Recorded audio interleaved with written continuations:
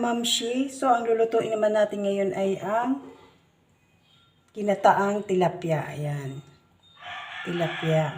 So, bali nalagyan ko na siya ng asin or salt. So, ito yung ingredients natin. Sibuyas. Mimix na natin yan.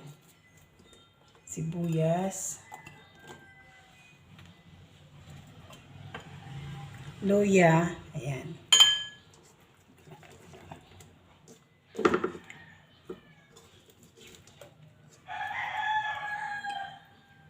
Natin sa ilalim.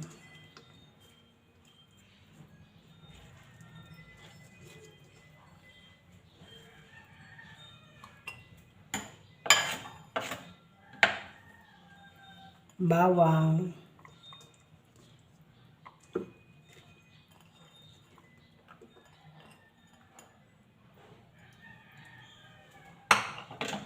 Sili. Ayan.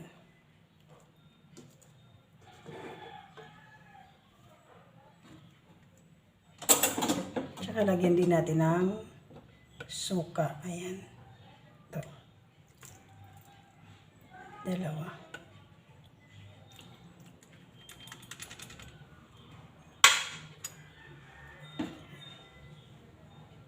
So, balik. Tatakpan na natin siya. So, start na yan, guys. So, hihintayin lang natin siya maluto yung tilapia. 20 minutes or 20 minutes. Ganun. Hintay lang natin siya.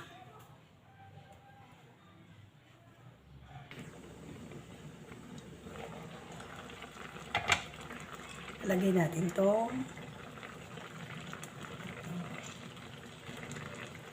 talong. Lalagyan natin ang talong.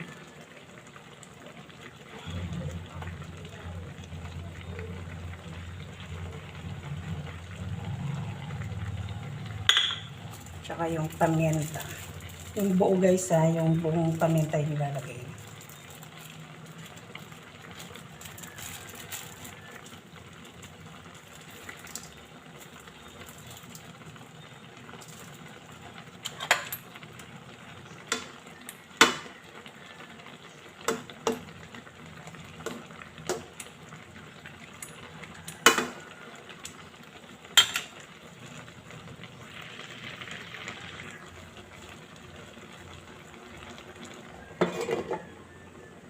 Two minutes lang. Hintay na yung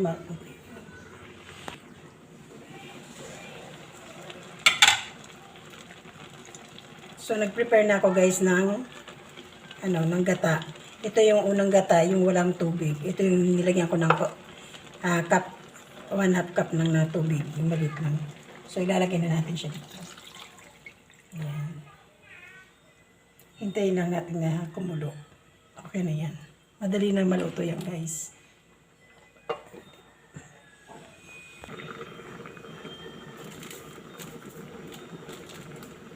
Lagyan natin siya ng leche. Konti lang.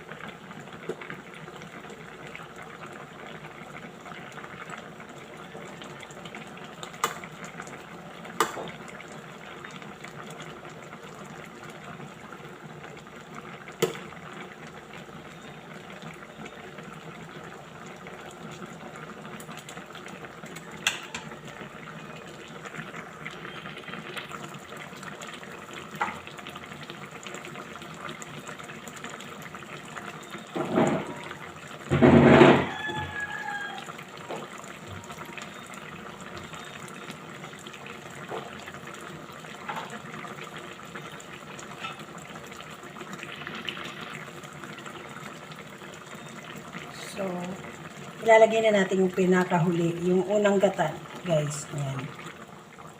Ayan. Hintayin lang natin siyang kumulo. So, ano na yan, finished product na to, guys.